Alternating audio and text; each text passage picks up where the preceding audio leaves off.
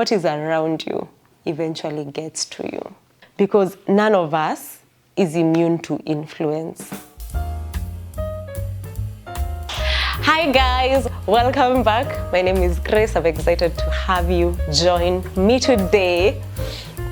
I have my dawa mwitu, so I'm sorry for my raspy voice. I'm excited to have you join me. How are you? How have you been? How was your week? How's the weeking? I hope you're having a good time. I am also very good. Aside the little cold, I'm doing good. Anyway, I'm excited. Thank you for being here. So Daniel 1 verse number 8, scripture says, "But Daniel purposed in his heart that he would not defile himself with a portion of the king's meat, nor with the wine which he drank. Therefore he requested the prince of the eunuchs that he might not defile himself." Now God had brought Daniel into favor and tender love with the prince of the eunuchs. And the prince of the eunuchs said unto Daniel, "I fear my lord the king, who has appointed your meat and your drink. For why should he see your faces worse liking than the children which are of your sort? Then shall he make me endanger my head to the king." You see, Daniel is in an environment where people were doing these things like it was okay. It was not even a crime. It's not those things you say like, you should not do this, like you should not be partying. But like, it was not even that kind of an environment. It was an environment that seemingly was very okay. But he purposed in his heart. Like he himself sat down and chose, I am choosing that I am not going to defile myself with all these pleasures around me. Was he a young guy? Very young. But making that decision and choice for himself was him choosing, this is the environment I want to expose myself to. This is the kind of environment I want to keep myself in as a person who is in this area. You see, if he was outside there, not even appointed, honestly, you should read the book of Daniel if you're a young guy or a young lady. Like, there's so much insight and depth into it. You'll be blessed. You see, Daniel was genuinely purposing in his heart that now that God has put me in this space, now that I have chosen to give myself to Jesus, now that I have chosen that this is where I want to focus myself, this is what he purposed in himself. I will not defile myself. Probably if he was out there, as I was saying, he would probably be okay doing those things. He wouldn't even feel the necessity to try these things, to feel the need to not indulge in those foods and everything. But for this purpose, he chose no. No, thank you. So the same thing for us. Now that we have chosen to put ourselves in a space with God, or to get into this relationship with God, no one will come tell you partying is wrong. Actually, we don't know in scripture if people are partying, so there's no one will come and tell you partying is wrong. No, but I think it says, actually. I'll find it, I'm sorry. But now that there are those things, you see, there are those things in scripture, you'll not find the precise instructions of do not do this. Just like no one tells you when to get married. In scripture, they were getting married at 100.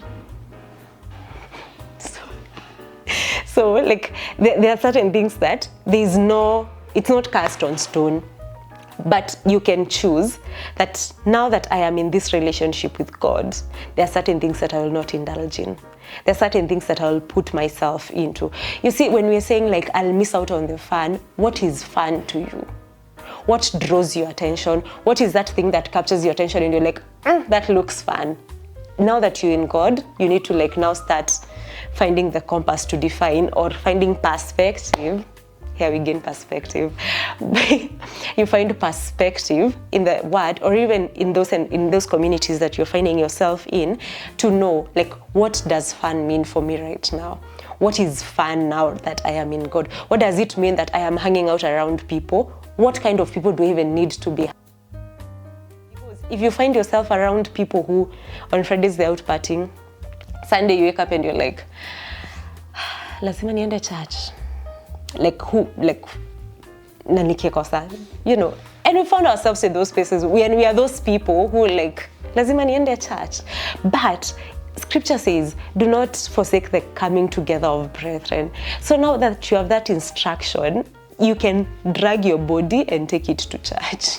Like, literally drag it, because there's so much refreshing you get around believers. Now that you've received Jesus, why are you hanging out with people who do not know Jesus? It's okay, Jesus hanged out with Pharisees and tax collectors, come for me, but was that his community?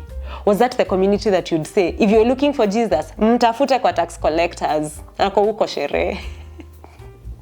But his community was the disciples. He had built a community around himself that now these are the people I'm in constant fellowship with. These are the people we are breaking bread with. These are the people we are sharing the word with. He had his community. So when you get to receive God, when you get to encounter God and get in that relationship with God, find a community, and genuinely, like, it's also my prayer. Like, I desire to get that community where we are building each other up. It's a refreshment to my soul.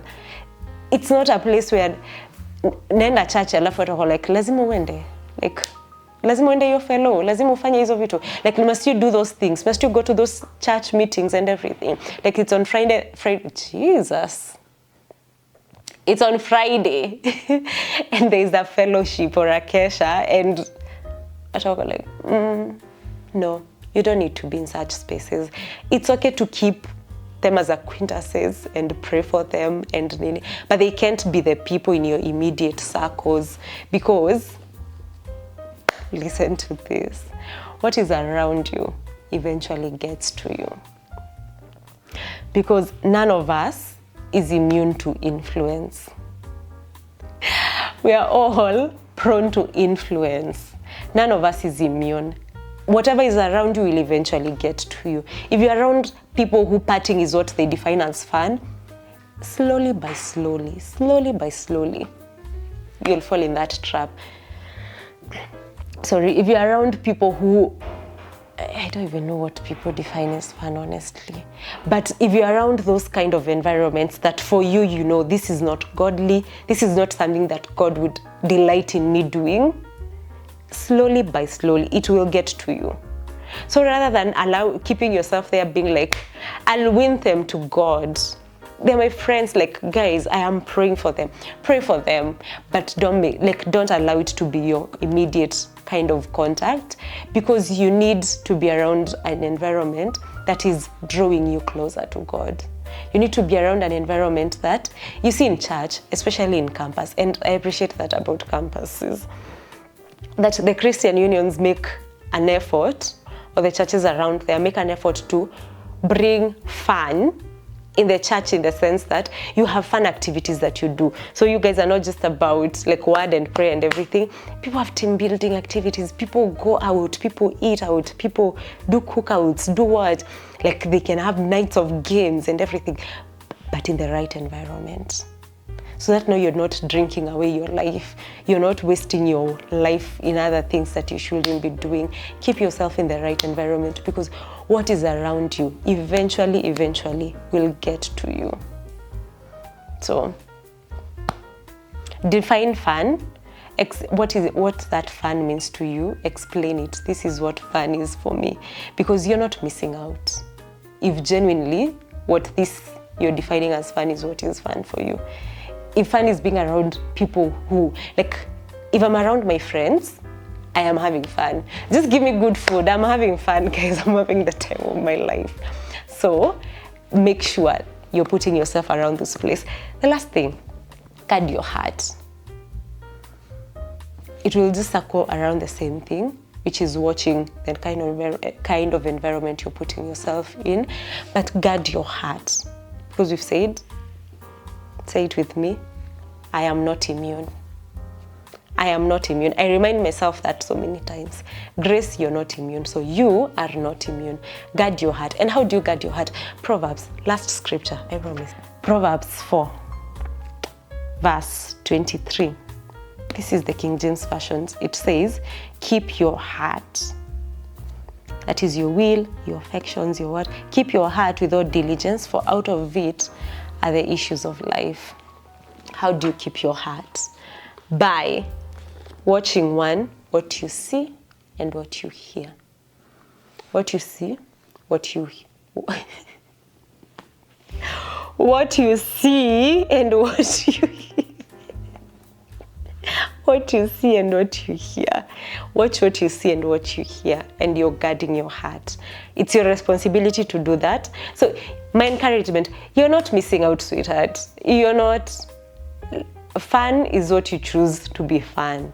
And if you can choose good things to be fun, they are fun.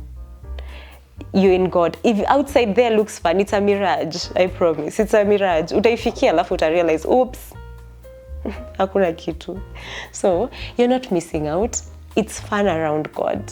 You can have fun in here.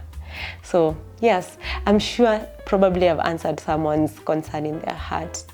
Settle that feeling in your heart. Settle it, be at peace. You're in your 20s. You can have a blast with believers. Get a community of friends who love doing the things you love. Do you love hiking? Go hiking with a community of believers. Even have other people around you genuinely, because you can't be like, no, umeokoka, that's your vetting nini. Umeokoka siendi hike na wewe. But be around people who are filling your cup and do those things that now bring you joy in the right way. I love you so much. Remember, you're not missing out. It's fun in here, in God. I love you so much. Thank you so much. Comment down below. What do you do for fun? Like, what's fun for you? For me, it's good food and good times. And good times, I mean good conversations, like what we are doing here. This is fun. What is fun for you? And do you have a godly community in your life? Are you praying for that? Kindly subscribe, like, share, comment what is fun for you. And I think I've said all of them. Yeah, so do all those things. I love you so much. God bless you. I'm praying for you, and you're in my heart. See you and you see me. Bye.